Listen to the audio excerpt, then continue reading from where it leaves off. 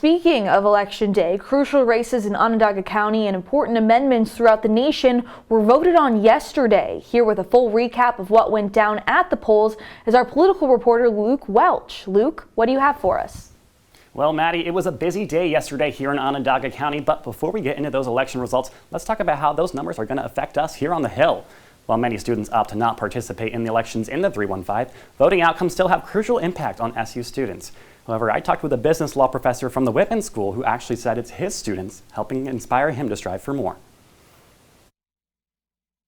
But teaching at Whitman the last few years, especially some of the larger classes where you get up to 40 plus people, I think they gave me a lot of confidence that I could handle this position. And speaking of student representation, many here at SU may not know who represents them in the county legislature. Well, I talked to Maurice Brown, also known as Mo Breezy, who tells CitrusTV how he's advocating for students and their relationship with the local community after winning his race yesterday. Students end up living in, and that housing, in my opinion, is subpar. It's, not taken care of how it should be. And students will have to live in those houses. Like that's, if you want to live near campus, you're going to live in some of those houses. And I'm glad that, I am in a position where I can affect policy to improve the quality of those houses. And I'm looking forward to doing that.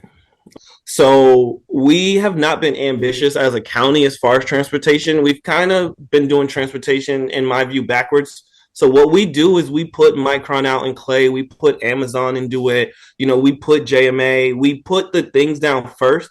And then we as a community, we're like, okay, how can we get people to those places? That's backwards. So you put down good transportation infrastructure, and then the businesses are like, oh, wow, this is the busy bus route. This is where I'm going to put my factory because people can get there. And now for the moment you've all been waiting for. I won't drag it out any longer. Let's take a look at those results. Starting locally here in Onondaga County, we have county executive race.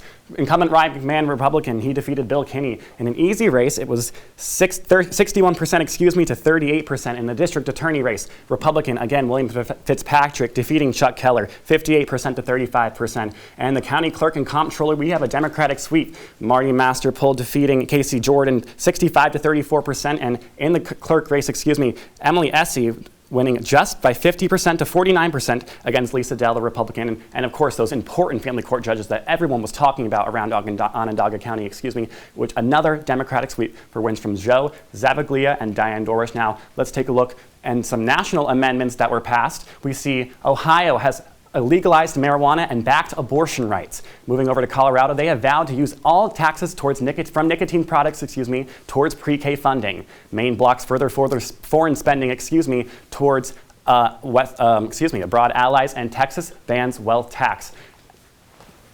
Now, if we take a look at some crucial races in other states, Democratic incumbent Governor Andy Beshear will hold the top job in the Bluegrass state. This will likely restrict a more conservative agenda on topics like abortion rights, drug, voting, and bail reform to pass.